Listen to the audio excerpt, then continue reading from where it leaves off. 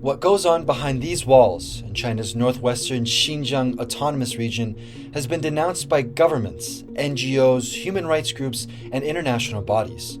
A year ago, the UN human rights watchdog published a damning report on the treatment of Uyghurs and other Muslim communities in Xinjiang. It is an incredibly strong report. It is as strong as I think we would have expected to see.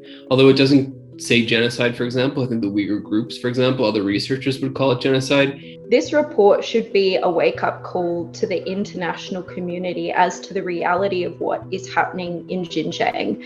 There is now ample evidence that the Chinese government is committing grave human rights abuses in Xinjiang, including crimes under international law.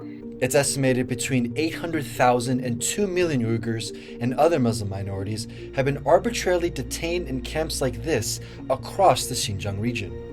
The UN report highlighted allegations of torture, mistreatment, forced medical procedures, and sexual violence against the minority population. China denied these findings. 你提到的这份所谓的评估报告，是美国及一些西方势力一手策划制造的，完全非法无效。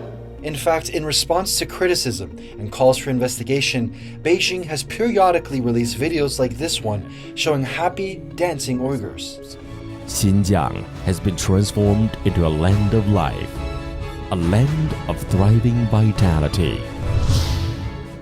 But what has changed in the year following the report's release?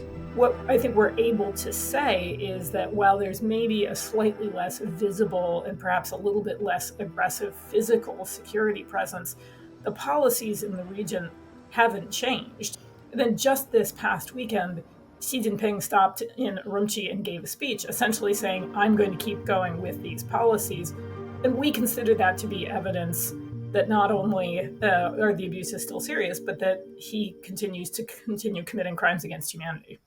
Based on satellite imagery and survivor accounts, the Australian Strategic Policy Institute says over 380 detention centers have been built in Xinjiang since 2017. Chinese state's increasingly sophisticated security and surveillance apparatus tracks the population of the region. Roadblocks, digital surveillance, and forcible collection of biometric data are a daily reality for many. But the crackdown goes beyond Xinjiang.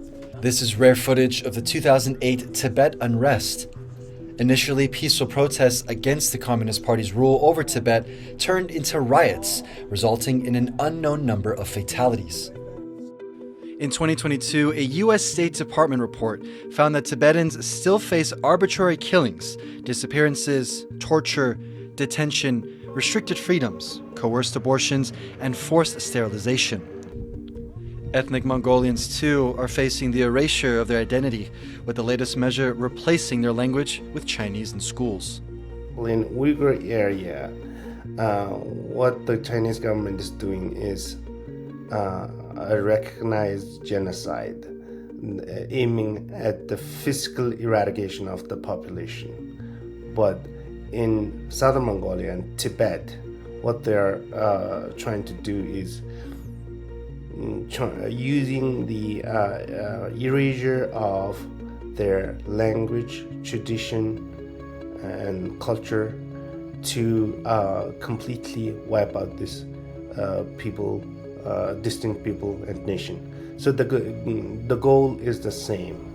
But with other China-related human rights stories recently in the spotlight, activists are worried about waning international interest.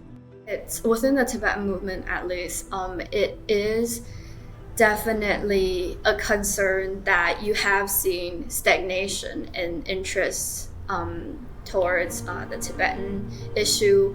And one part of it definitely is that, like, in the past 5 years or so, what's happening to Uyghurs, like news coming out about that, and also what happened to Hong Kong has taken a lot of, has gotten a lot of media coverage and interest internationally. It's louder now. And the Tibetan movement, it's been around for a while. It's been around since before I was alive, actually. So interest in Tibet kind of peaked earlier on. Uyghurs and Tibetans have a history of turbulent relations with their Chinese neighbors. The regions were brought under direct imperial Chinese rule in the 18th century.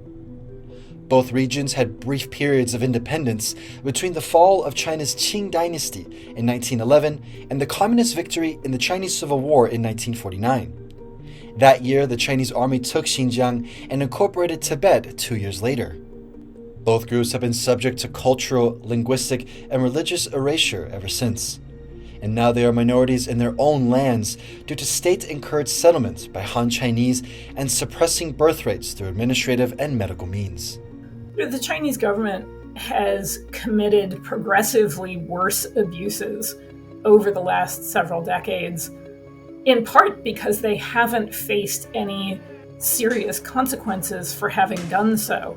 And so if we don't want to find ourselves in a position 10 years down the track with even more serious or even more widespread atrocity crimes, it is imperative that governments take the kinds of steps that will deter these policies now. But while China continues to strengthen its economic and military muscle, it seems unlikely anyone will seriously challenge its human rights record. Siying Lin, Thomas Kopper, and Jaime Okan for Connected.